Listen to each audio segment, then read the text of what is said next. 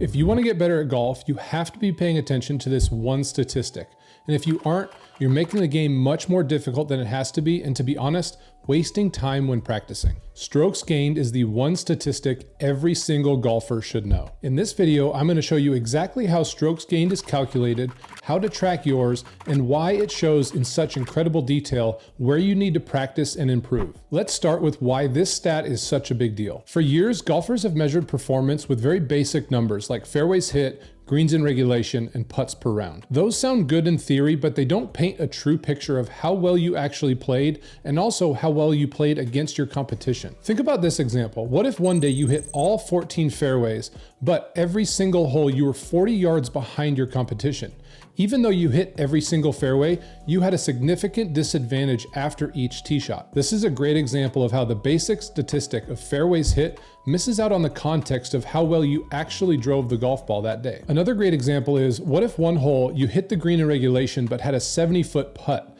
The very next hole, you missed the green by just a couple of feet, but because the pin was tucked to the side, you only had an 8-foot chip. I'll take the 8-foot chip all day long because the stats show I'm going to hole out much quicker from an 8-foot chip versus a 70-foot putt. That's where strokes gained comes in. Strokes gained gives you measurable performance on each shot with the context behind each shot. It's like having a scoreboard for every single shot you take in a round. Now, let's get into how it's actually calculated, because once you see this, you'll see why it's such a powerful statistic. At its core, strokes gained is a comparison metric. It measures a player's performance on any given shot relative to a benchmark, and that benchmark is a certain level of golfer. When you start tracking your strokes gained in an app, the first thing the app is going to ask you is, what benchmark do you want to track against? A 5 handicap, a scratch golfer, an NCAA golfer, a PGA Tour pro. For me, currently a +2 handicap, I track all of my strokes gained against PGA Tour average. I recommend that you use a benchmark that aligns with your golf goals in the next 3 to 6 months, as it shows you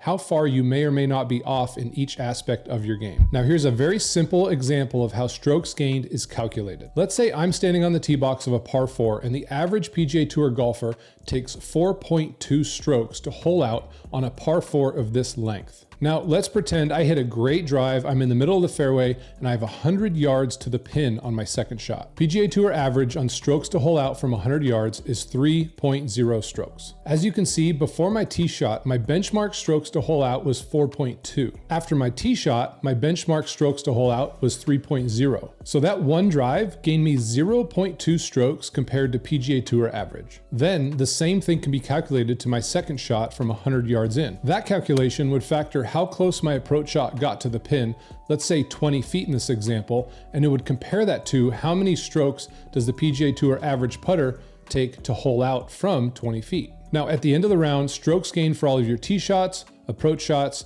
chips around the green, and putting will be combined to show your total strokes gained for the entire round. Now, real quick, I went from a 15 handicap all the way to a scratch without taking a single golf lesson. I started this channel to share all the tips, tricks, and secrets I learned along the way to help you speed up your progress of lowering your scores and playing better golf. Okay, so we know what strokes gained is and we know how it's calculated, but the real question is, how do you track it without a PhD in statistics and spending hours after every round in a spreadsheet? You guessed it. That's where our smartphone comes in. There are many apps out there that offer this service. I'm not paid to endorse them, but personally, I use the UpGame app powered by TrackMan. Being powered by TrackMan, I know that the data is solid given how much data TrackMan has collected throughout the years. So to track your strokes gained after each round, simply enter your shots, where they started from and where they ended up. From there, it automatically calculates your strokes gained for each shot and then breaks it out into 4 categories: off the tee, approach, around the greens, and putting. And here's the best part. The UpGame app visualizes everything. You can literally see which aspects of your game